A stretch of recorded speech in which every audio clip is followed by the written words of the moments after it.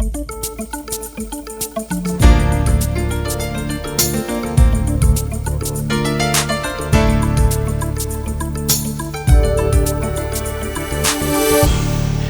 guest today is the Director of Curriculum for the school district, Brenda Miller. Brenda, welcome to SuperChat. Thanks, Gary. As you end the first quarter of the school year, can you reflect on the in-person and remote learning models that you have put into place this year?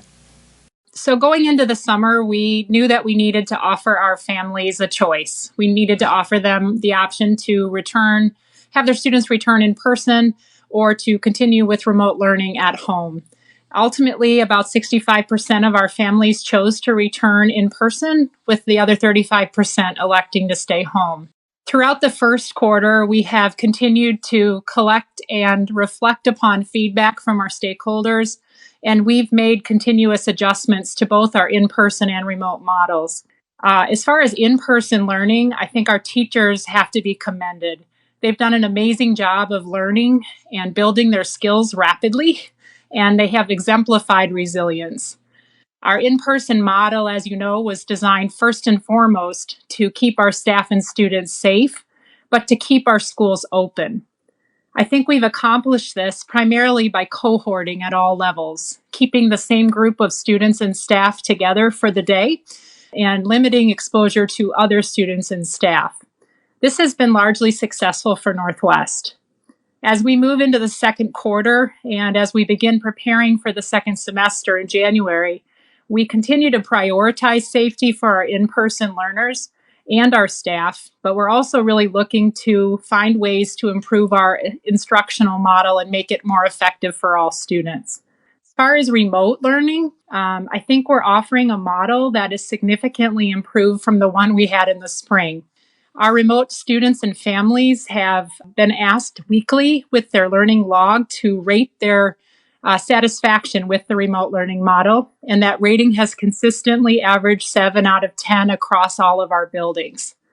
We were able to provide devices for all students, and we've been able to provide internet and Wi-Fi access for our remote families who had a need. Honestly, remote learning continues to be a challenge for our youngest students, for our students with disabilities, and for our students and families who are learning to speak English.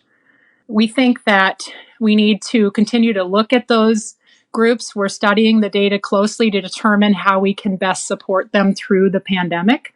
But overall, I think both models are working well. We're continuously looking to get better, but I think we have students and teachers that are collaborating and learning using technology in ways that we never could have imagined. You know, I speak with many schools every day, day in and day out throughout the year. And there is one thing that we can just not escape, and that is the face-to-face, in-person learning is definitely superior. We've been forced to go to using this remote learning model, but I'm sure you would agree with the in-person point. Yes, absolutely. What are some of the positive takeaways from your decision to offer both in-person and the Remote Learning Academy? Yeah, I think the biggest one is that we've strengthened our relationship with our community by offering them voice and choice in the learning for their children. I think during this pandemic, things feel out of control, and many times like decisions are being made for us. And I think Northwest had decided from the start to offer families a choice. And I think that that was a positive thing that has improved relations with our community.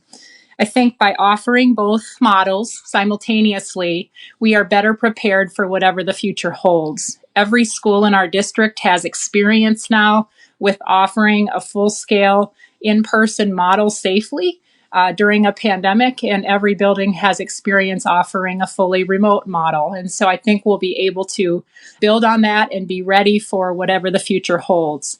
Finally, I think the other positive takeaway is just the incredible pace of progress with instructional technology.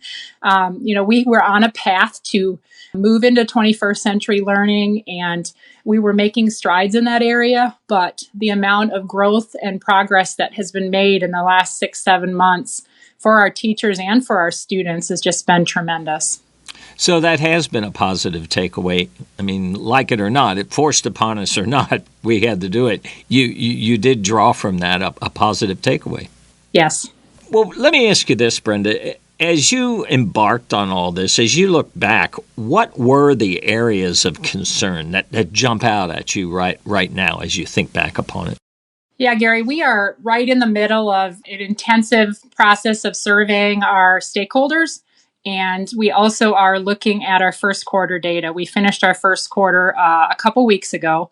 And what we see is that we're struggling. This isn't new and only limited to the pandemic, but we're struggling with student engagement. We still, despite all our best efforts, have students that are not consistently engaging remotely with their teachers and struggling to complete their work. So we just looked at all of our first quarter report card data, and our failures are higher this year than they have been in prior years for the first quarter.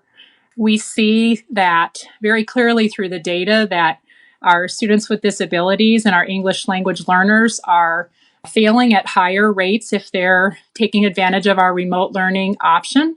And so we're striving to look for ways to provide that specially designed instruction and intervention remotely, but also discussing how we might bring more of those students back in person for the second semester. You know, with the cohorting model, with our students staying together all day, particularly at the high school level, we're struggling to get the amount of live teaching for our students, both remote and in person, that they need. And there's some very specific content that we want our most highly qualified teachers providing. And they're doing video teaching, they're providing them with resources, but we want to see that increase for the second semester for sure, for both remote and in-person learners. Let me ask you a kind of a thread question in this discussion that we're having. Do you have methods or systems in place to gather feedback from your key stakeholders regarding your plans for next semester? We do, Gary. So our remote learners submit a log every week of their synchronous and asynchronous learning activities. We use this to measure attendance, but as part of that log, we ask them every week to give us a rating in terms of satisfaction, and then they have an opportunity with an open-ended question to give us feedback. We read those surveys every week, the feedback that comes in, and that has been very instrumental in the tweaking and changes we've made along the way.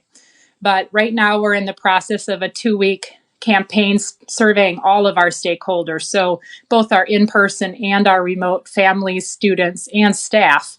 Our plans are next week. The surveys are due by tomorrow. And our plans are next week to really analyze this data and make some decisions with our building teams about what we offer during the second semester. And then to be very transparent with that survey data, with our staff, with our Board of Education, and with our community. That feedback is so critical to our collective success and our efforts to continuously improve. And we need that feedback from all of our stakeholders in order for us to make this work. Sure. You know, when I think of stakeholders within any school district, I think students, parents, teachers, staff, and the community at large. So let me ask you, if I give you an opportunity to just speak to our listeners, as you prepare for the next semester, what do you want them, your stakeholders, to know and understand? I think there are a couple things, Gary, that I would want to have them know and understand. The first of them, and the most important to me, is that I want them to know that we care about them and that we care about their safety and that we're listening and continually looking for ways to improve. We want to provide a quality education for all students. And in order to do that, we need a partnership with not only our families, but also our community at large. You know, I'm confident that our educators are up for this challenge. I think I see them learning and making change at a pace, as I've said, that we couldn't have imagined a year ago. I appreciate the patience and the grace that our families have given us as we strive to reach every student, but you know, things aren't perfect, and we need to continuously operate within that feedback cycle to make improvements. I think the other thing that I really want to say today is we see the frustration and the concern that some of our remote families have about how their experience is going with education. And we know that they want to return to school in person in the second semester, but one of the things we're really struggling with as a district is how do we make that return to in-person learning possible in light of the surge in cases we're seeing in Hamilton County and with the limited classroom capacity that we have as a result of our commitment to social distancing. So I want those remote families in particular and the students and staff that are remote to know that they're still a really important part of the Northwest family. And we're going to get through this together. And I think eventually we'll come out stronger because of this journey, but it isn't always easy. And we want to be there to support all of those students and families. Very honest and upfront comments today. This has been a great conversation, Brenda. Very beneficial for our listeners, your stakeholders. Good report. And I'd like to thank you for joining me today here on SuperChat. Thank you for the opportunity.